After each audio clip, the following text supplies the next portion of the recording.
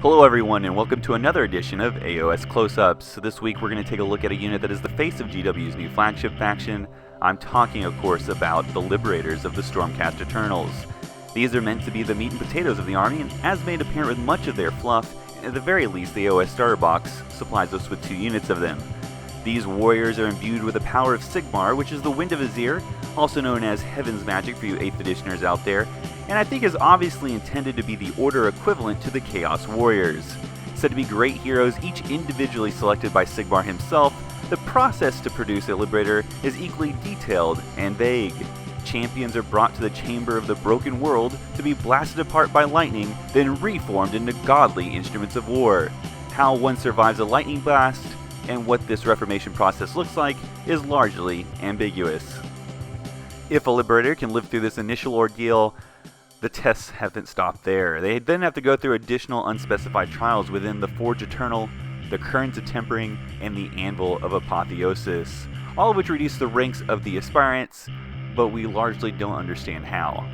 However, despite the lack of details, the general fact of the process allows us readers to understand an important point, and that is a Liberator is not only a pinnacle warrior, but also a scarce resource. And this is a theme GW has always had running through many of its stories regarding so many different types of warriors. And similar to what's been done before, after GW lays this foundation concerning their scarcity, they then proceed to toss that concept out the window when they start writing about battles, as Stormiest Eternals are dying a dime a dozen, and reinforcements are always at the ready.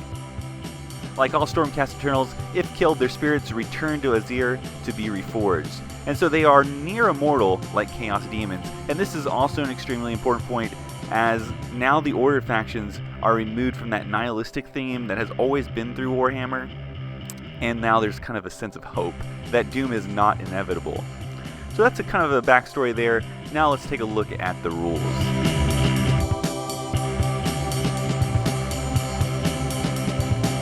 So, taking a look at weapon options, the first choice is going to be between a Warblade and a Warhammer. However, as you can see, the choice between them is purely going to be based on aesthetics because they are roughly the same.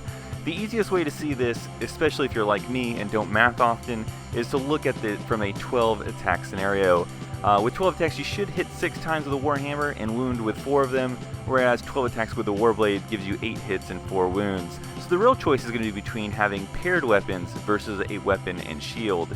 As you probably already know, paired weapons in AoS allow you to reroll 1s to hit, so having paired swords is going to put the Liberators at their max potential on offense.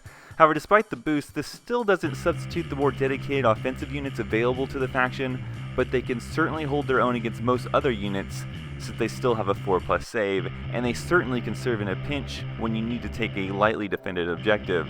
However, if you want an exceptionally stubborn unit to hold an objective, you must have a unit armed with a weapon and shield, as it allows them to reroll 1s for armor saves. This means if you deploy them in terrain, which I hope is where your objective is, you have a 3+ unit rerolling 1s, and even the most dedicated assault units are going to have a difficult time shifting them from an objective in the first round of combat. They are a very stubborn unit that can delay your opponent at a crucial time, while the other parts of your army are meeting whatever goals you have for them. Besides the main weapon choices, 1 in every 5 Liberators can wield either a Great Blade or Great Hammer. Again, the differences between the choice is style preference, as they too have flipped profiles, but they do give your unit a rend option, and it does 2 wounds. Keep in mind, this model loses out on rerolling 1s to hit if in a unit of paired weapons, but conversely, this model will benefit from a unit of sword and board unless you are reduced to just this model.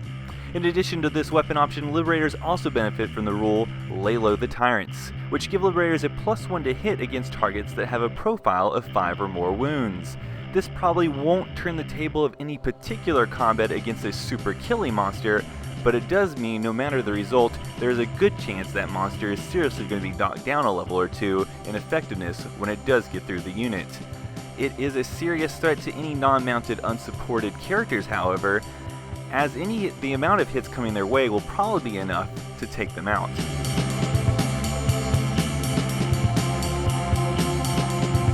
Unlike units from previous editions, Liberators don't have all the command options.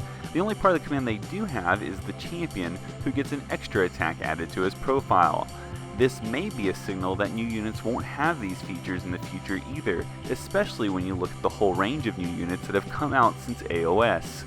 Overall, Liberators are durable, moderately offensive, and equipped in such a way that they can be used in an all-around short-term solution for many of the unexpected developments on your gaming table. However, they shine brightest, I believe, defensively in cover guarding a key objective.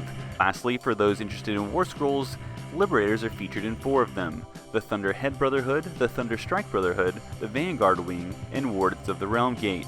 Most of these give Liberators a unique function within each War Scroll, the exception being the Thunderstrike Brotherhood, where they act in the traditional sense that we have already discussed. In the Thunderhead, they guard and support your Judicators and improve their armor saves.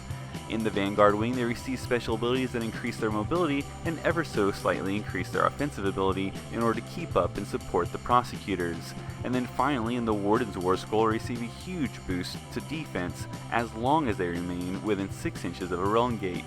This will allow them to reroll all failed save rolls, but will also severely limit their mobility. And with that will conclude another edition of AoS Close-Ups. I hope you enjoyed this. Please like and subscribe. Feel free to comment below, and thank you for watching.